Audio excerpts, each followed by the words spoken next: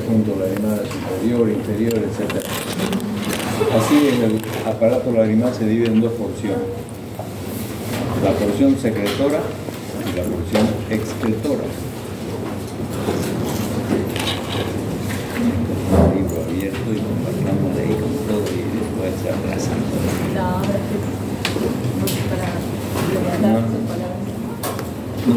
No abrir libros en la clase no es bueno, hay que escuchar lo que habla el que está aquí. No sirve, porque eso lo leen en su casa. No es que no es mío, eso es de ustedes. Bueno, lo que quieran. Entonces la parte secretora está formada principalmente por la glándula lagrimal principal y las glándulas lagrimales accesorias de Krauss y Wolfring, de la parte líquida, por la glándula de Meibomio y de Seyss, la parte lipídica, y las demás estructuras por la parte de defensa. Esta es la glándula lagrimal principal que está en el techo de la órbita en la fosa lagrimal. Está dividida en la porción orbitaria y la porción palpebral, la glándula lagrimal principal, y está dividida en dos partes por la aponeurosis del elevador del párpado superior. Que hace que con el parpadeo se produce un ordeñe de la glándula y drena la porción acuosa de la lágrima a través de los tubos al fondo del saco lagrimal superior. El aparato, la porción secretora, entonces, la porción excretora comienza una vez que las lágrimas han cumplido con su función de lubricar, nutrir la superficie, etc. Se forma el lago lagrimal acá con el residuo de las lágrimas que quedaron después de haber cumplido con su función. No se olviden de que en todo el día se forman 2 centímetros cúbicos de lágrimas. O sea,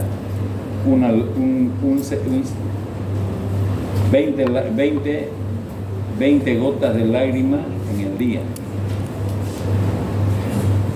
Entonces 1 centímetro cúbico, ¿no? 20. Entonces forma el lago lagrimal y después comienza la parte excretora, que empieza en los puntos lagrimales, sigue por los canalículos lagrimales al saco lagrimal y de ahí van hasta el conducto, por el conducto lacrimonasal hasta la válvula de Asner. El conducto lacrimonasal se forma de 2 mamelones, uno superior y uno inferior, ¿no? El primero es nasal y de conjuntiva, mucosa nasal, y el otro es de la mucosa conjuntival, de la conjuntiva del saco lagrimal, y se unen y en el momento del nacimiento se rompe esta película de unión que hay entre los 2 mamelones y ya se torna funcional el conducto lacrimonasal, que se abre en el momento del nacimiento o de esos días, alrededor de esos días. Las lágrimas entonces que se forman, ya saben, bajan desde la glándula lagrimal principal, con el parpadeo lubrican, se forma el lago lagrimal y van al saco lagrimal y van a bajar, y por la corriente de aire y por el movimiento palpebral y por la acción de la bomba que forma el saco lagrimal, van bajando fondo del saco superior externo, el parpadeo, la película córneo-conjuntival, las lágrimas, y salen hasta por la corriente aérea. También hace que se seque la parte inferior de la salida de las lágrimas y absorbe, hacen efecto de mechero el canalículo lagrimal, el tubo lagrimal, conducto lacrimonasal, y las lágrimas comienzan a bajar. Aquí además el tendón cantal medial hace que especie de pinza en la parte medial que hace que el saco lagrimal se contraiga y se dilate, y eso hace que baje la lágrima desde la parte del lago lagrimal hasta la parte inferior. Ese es el trayecto que sigue. Entonces, por la capilaridad, por la aspiración que ejerce el saco y por la respiración, entonces el aire hace que la lágrima baje. La composición de las lágrimas son agua, sales minerales, proteínas y lisocima. 3 capas de la película lagrimal. 20 gotas en 24 horas, no se olviden. Entonces esta es la película lagrimal, donde la porción lipídica está en la parte superior, en la parte externa mejor, ¿no? Y se forma en las glándulas de meibomio y en las glándulas de Seyss. La película lipídica. Esta película cumple la función de que la lágrima no se evapore, para que cumpla la función de lubricación. La porción acuosa, que es el 90% del espesor de la lágrima, la porción acuosa, se forma en la glándula lagrimal principal y en las accesorias de Krauss y Wolfring. Y la porción interna, la más adherida al epitelio corneal, se forma en la capa mucínica, se forma en la célula caliciforme en la glándula de Henle-Mass. Estas son las que dan la defensa contra las bacterias, son bactericidas de la película lagrimal, protección contra las bacterias. Lagrimeo, aumento de la secreción lagrimal, y epífora, obstrucción de la vía lagrimal. Eso ya se lo conté. ¿Cómo se explora la vía lagrimal? Lo que buscamos en la vía lagrimal es saber si está permeable o no está permeable. Entonces se instila un colirio con colorante. Generalmente usamos la fluoresceína. Atrás del párpado inferior, en el saco inferior conjuntival, una gota de fluoresceína. Y después de 5 minutos se pone un cotonete en la nariz, en la fosa nasal. Y si mancha, quiere decir que pasó. Esa es la vía más simple, se llama prueba de Jones.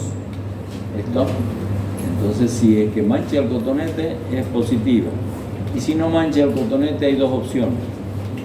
O está obstruido en la parte inferior, que es la mayoría de las veces las obstrucciones de la vía lagrimal no están en el punto lagrimal ni en el canalículo, están en la salida del tubo lagrimal al coronete inferior, por la formación de pólipos, alergias, engrosamientos mucosos, etcétera, y no pasa. Entonces hay la prueba de Jones, la prueba secundaria de Jones, donde se ingresa hasta el saco lagrimal con una cánula y se irriga dentro del saco lagrimal y se ve si es que pasa, quiere decir que aquí está la obstrucción por una compresión del error. Y si no pasa, quiere decir que la parte inferior del drenaje lagrimal está cicatrizada. Entonces es quirúrgico.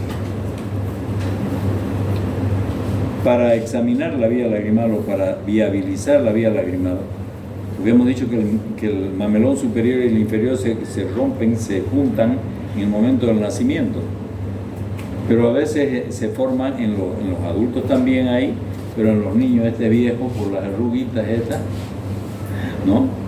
Entonces lo que hay que hacer para verificar esto es dilatar el punto lagrimal con este dilatador de punto. Se dilata el canalículo inferior y se pasa una sonda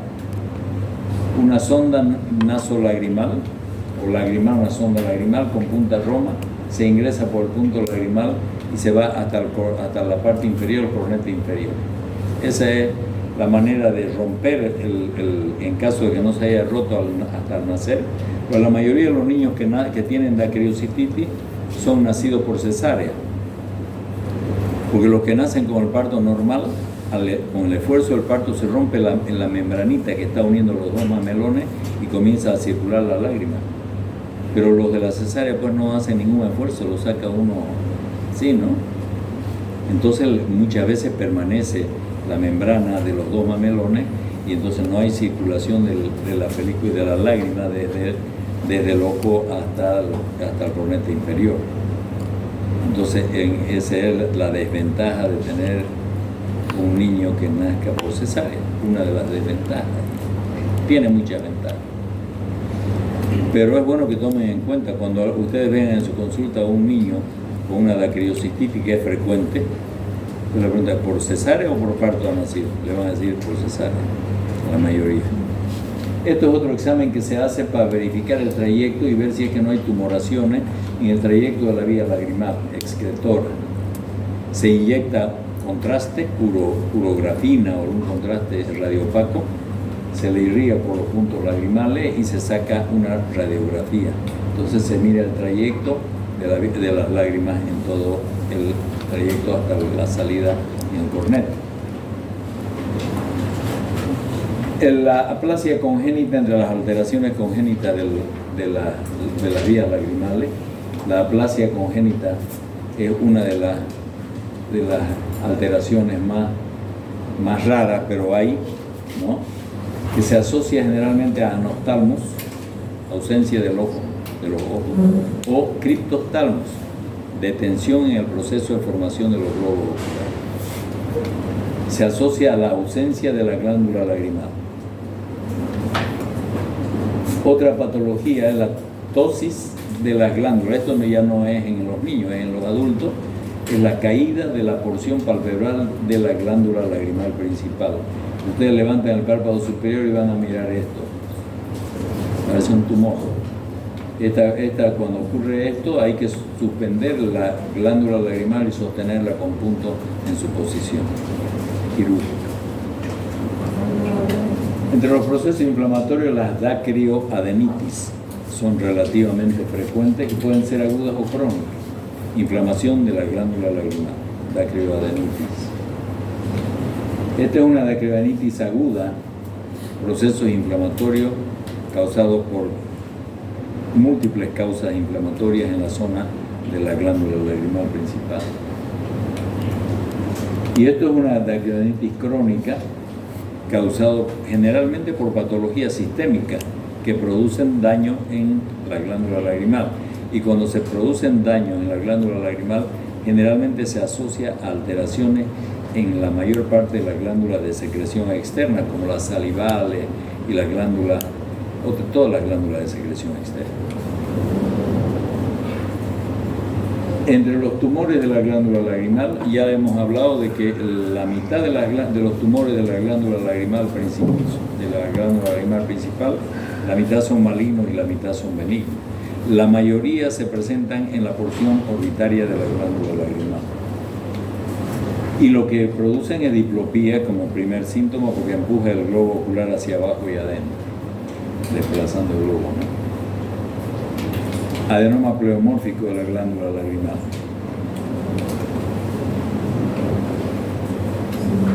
Entonces el síndrome de Mikulicz se presenta como complicación de otras patologías por hipertrofia del estroma de las glándulas lagrimales y salivales, ambas, con atrofia del parénquima secretor. Entonces disminuye la producción de lágrimas. Hay un proceso inflamatorio y disminución de la formación de lágrimas y sequedad de la boca, porque las glándulas salivales también están en la misma condición en el síndrome de Mikulicz, y se presenta en enfermedades como la sarcoidosis, linfoma, leucemia, etc., como parte de esta patología. Una patología frecuente es la queratoconjuntivitis zika, ojos secos, síndrome de ojos secos. Esto se valora, entre las mujeres hay estadísticas que tienen entre 20 y 45% de acuerdo a los reportes en cada área, en cada zona, digamos los americanos, los argentinos, qué sé yo, en cada lugar hacen estudios y las estadísticas cambian. Y de cada 10 mujeres que tienen síndrome de ojos secos, un hombre tiene. Lo único que nos ha beneficiado un poco. Y en las mujeres generalmente se debe a los cambios hormonales, la queratoconjuntivitis zika, falta de lágrimas, que tiene diferentes grados, y eso se mide con el test de Schirmer.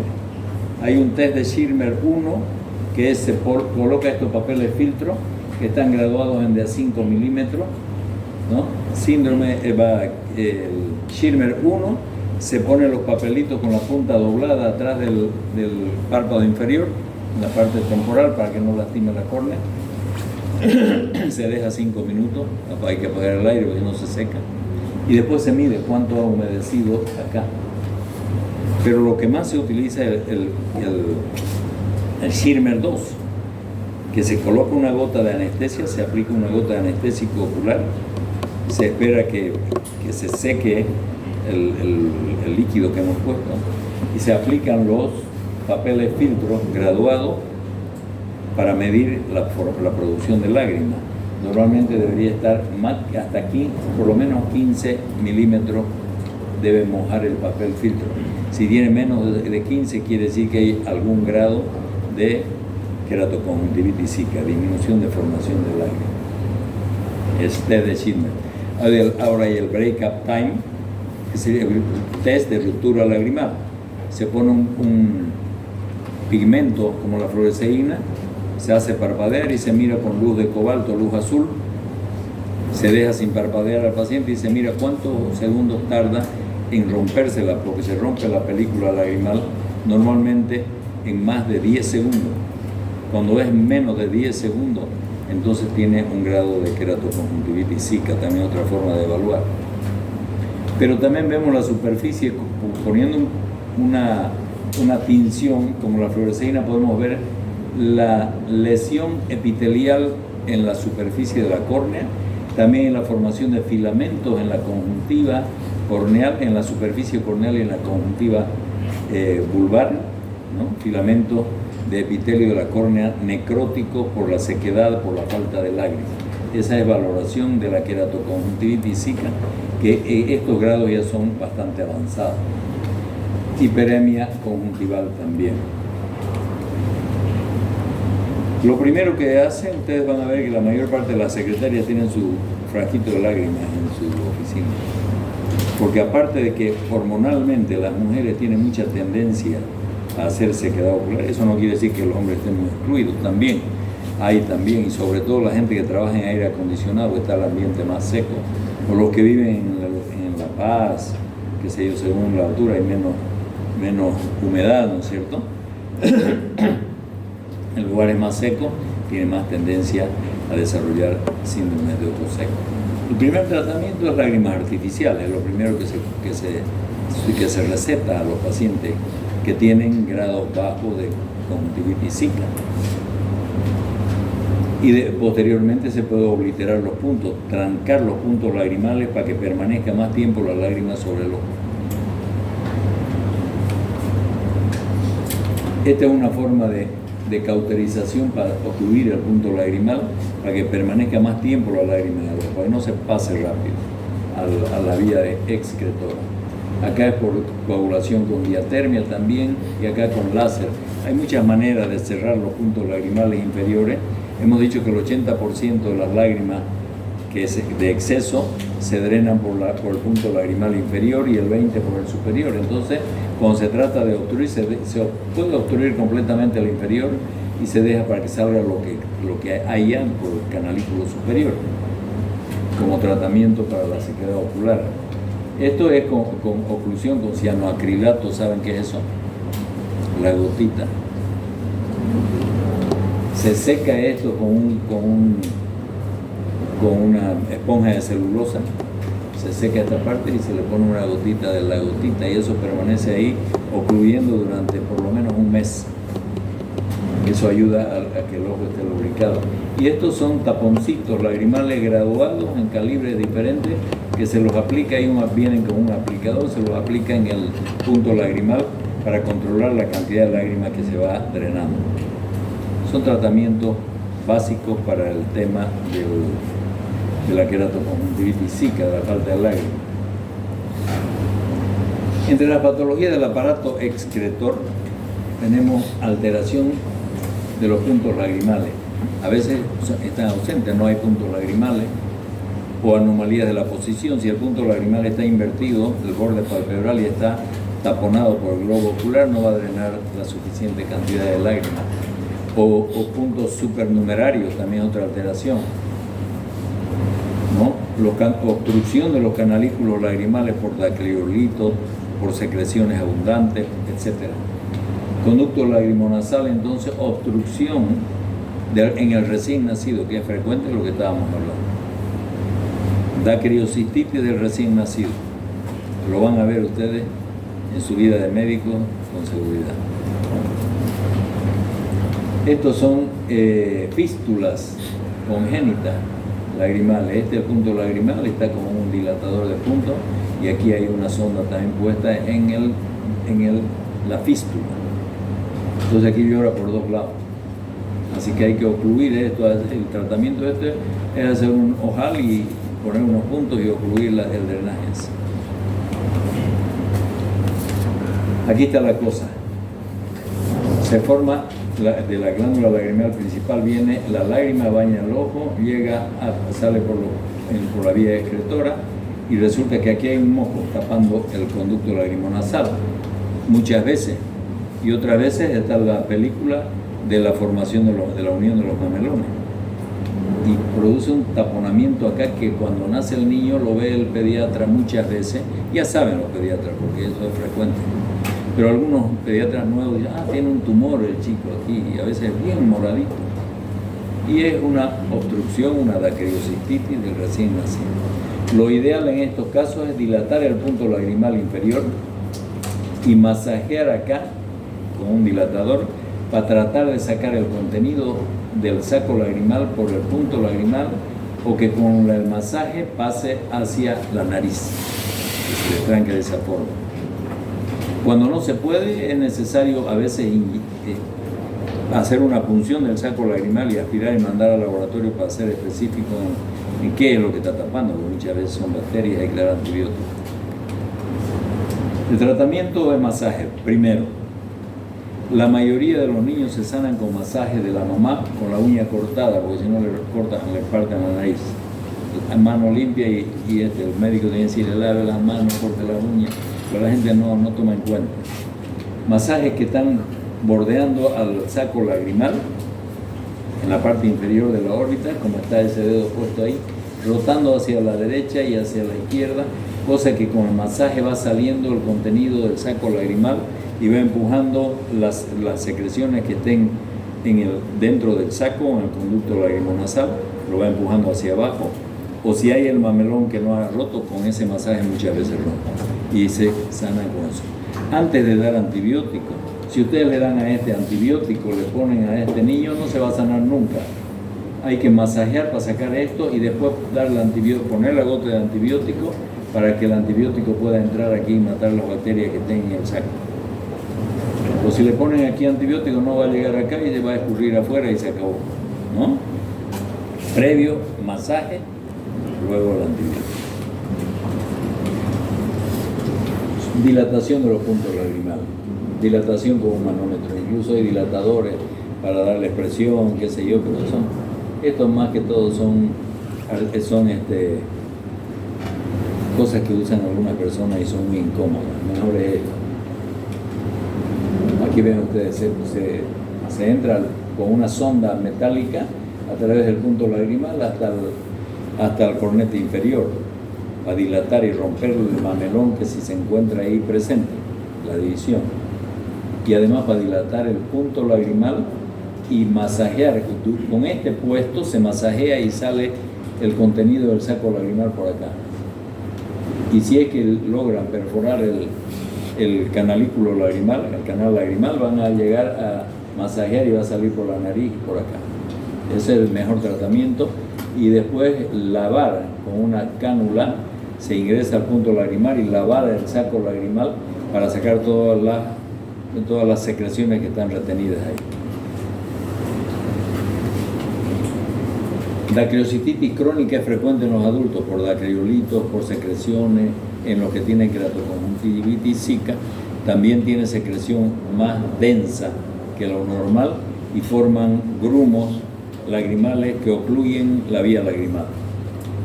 El tratamiento es el mismo, dilatar el punto lagrimal, dar tratamiento por vía oral si es que hay un proceso inflamatorio, antibióticos, antiinflamatorios, con una sonda se dilata, se masajea para desobstruirlo lo menos agresivamente posible,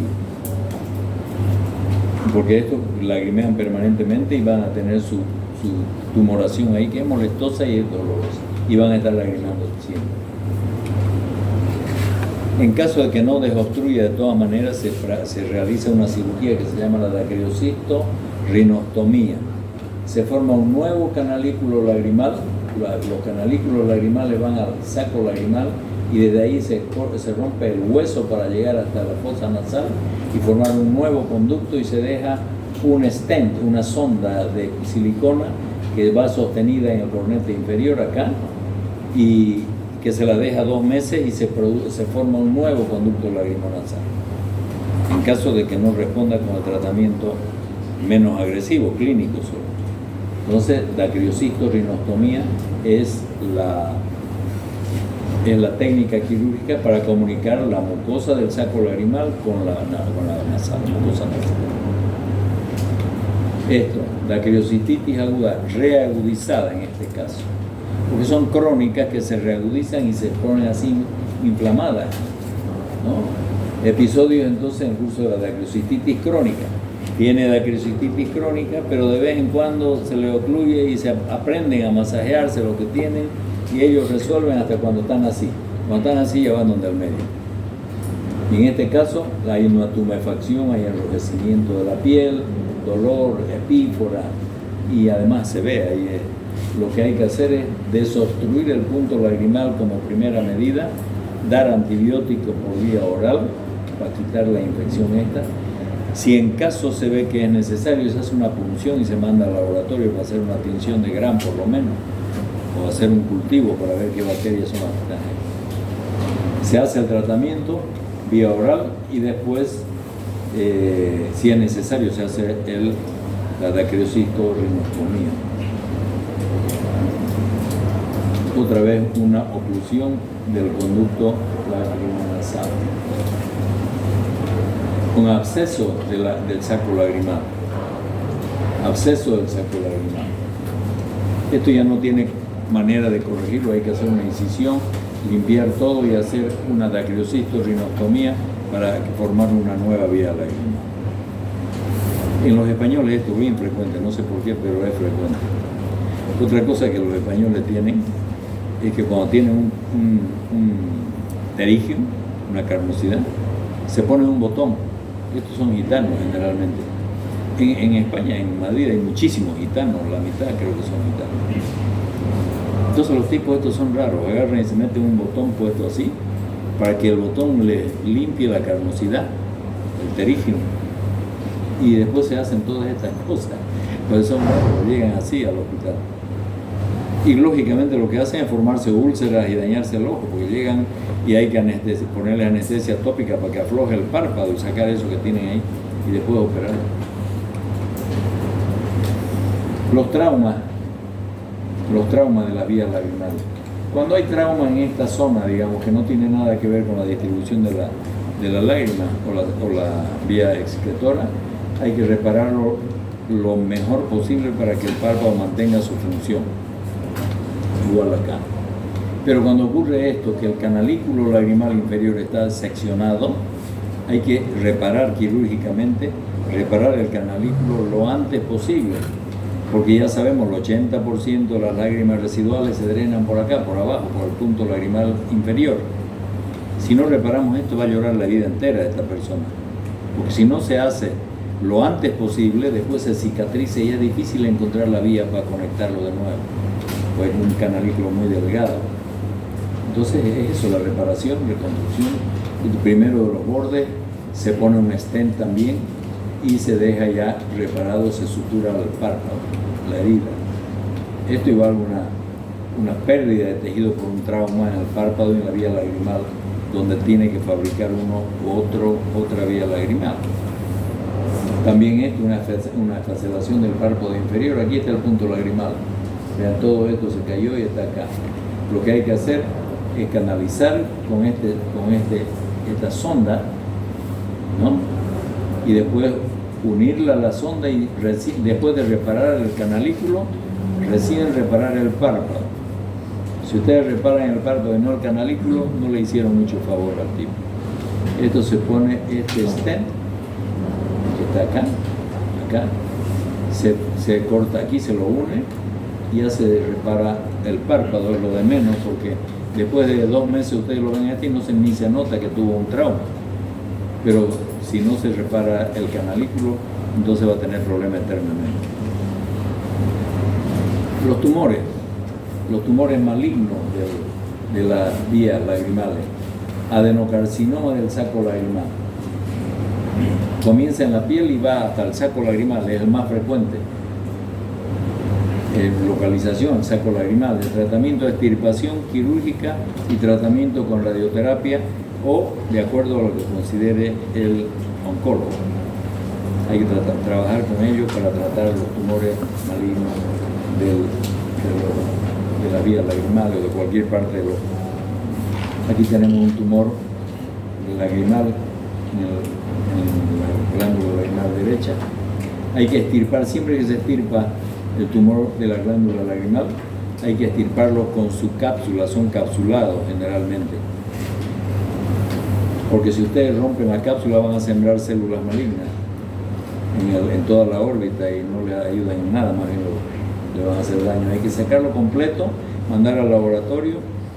La mayoría de los hospitales más o menos dotados tienen biopsia en frío, ahí mismo para identificar si es maligno o benigno, por lo menos. Y con eso ya se sabe qué es lo que hay que hacer.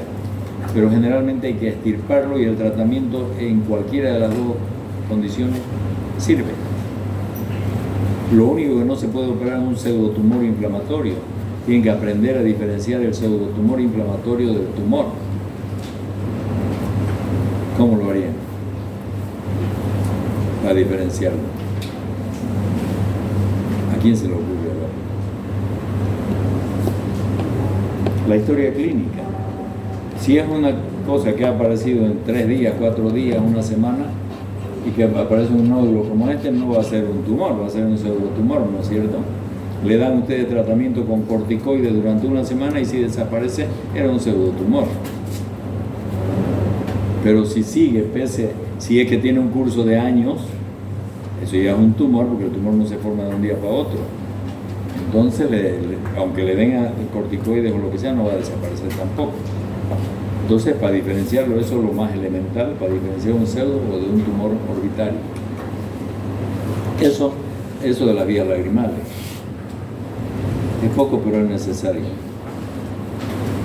No se olviden que hoy día es miércoles, ¿no? Ya nos falta 2 semanas más para el examen. Y aunque se anoten